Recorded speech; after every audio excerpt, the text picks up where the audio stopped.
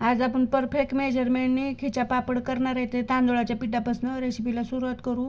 हे 3 ग्लास पीठ आहे. हे पीठ चाळून घ्यायचं सुजीच्या चाळण्याने. हे 2 ते 3 वेळेस तांदूळ धुवायचे आणि धुवून मग फॅन खाली वाळवायचे. मग गिरणीमधून एकदम बारीक असं दळून आणायचं. उन्हात वाळवायचे नाही तांदूळ. हे 1.5 पट पाणी टाकले. 3 ग्लास पीठ असलं की 4.5 ग्लास पाणी टाकलेलं आहे. पाण्याला उकळी आले की 1 चमचा जिरे आणि चवीप्रमाणे मीठ टाकायचं आणि 1 चमचा पापड खार टाकायचा. वाळवणच्या पदार्थामध्ये मीठ कमीच टाकायचं असते. मग एका हाताने फेटायचं आणि एका हाताने असं हळूहळू पीठ टाकायचं. म्हणजे आपल्या पिठामध्ये गाठी बिठी काही होत नाही तर. आणि चांगलं असं हलवून घ्यायचं. बघा आपलं पीठ एकदम छान असं झालेलं आहे. 2 ते 3 मिनटासाठी झाकून ठेवायचं आणि गॅस बंद करायचा आणि चांगलं पीठ वापरून द्यायचं. पीठ वापरलं की पूर्ण एका ताटामध्ये काढायचं आणि पीठ ग्लासाने त्याला असं मॅश करून घ्यायचं. काही गाठी बिठी असल्या सगळ्या मॅश होऊन जातात. कारण गरम पीठ आहे त्याला आपल्याला हात लावायला येत नाही. जास्तच गरम आहे.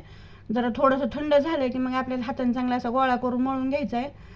आणि हे पीठ उकडाय ठेवणार आहे आपल्याला. अजून हे वड्या उकडायची चाळणी घेतलेली, खाली पाणी ठेवलेलं आहे पातेल्यामध्ये. थोडंसं तेल लावायचं चाळणीला आणि असे गोड उडीद वड्याचं कसं करतं आपण तसं गोल करायचं आणि एक मध्ये छिद्र पाडायचं. म्हणजे आपलं पूर्ण पीठ असं वापरतं आहे.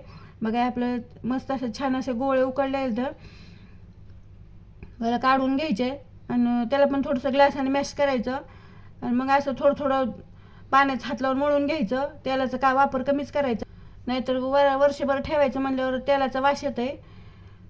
असं चांगलं एकदम असं गोळा मळून घ्यायचा आणि एकदम असं छान गोळा मळून झाला की त्यामधलं आता अर्ध पीठ घेणार आहे मी आणि अर्ध्या पिठाचे असे एकदम एकसारखे गोळे करून घ्यायचे. आणि गरम आहे तेवढंच करून घ्यायचं असते, थंड झाल्यावर करायला येत नाही.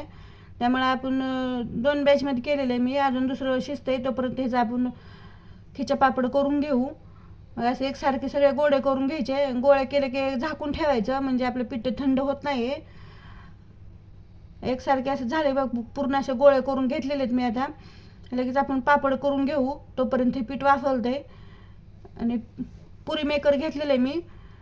एक प्लास्टिकचा कागद हातरून घ्यायचा असं उन्हामध्ये, पुरी मेकर घ्यायचं आणि प्लास्टिकच्या कागदाला थोडंसं तेल लावायचं आणि गोळामध्ये ठेवायचं आणि असं 2 ते 3 वेळेस दाबलं की आपलं खिचा पापड छान असं होतं आहे. मग ते किती मस्त असं छान पापड झालेलं आहे. हे प्लास्टिकच्या कागदावर टाकून घ्यायचे आणि सगळे पापड आता असंच आपण करून घेणार आहे. तुमच्याकडचं पुडी मेकर नसलं तर पळपुडावर पण करता येतं.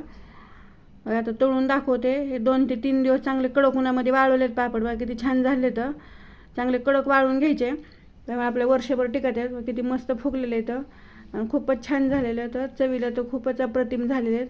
हे माझी रेसिपी कशी वाटली कमेंटमध्ये नक्की सांगा. लाईक करा, शेअर करा. चॅनल जर नवीन असेल तर सबस्क्राईब करा.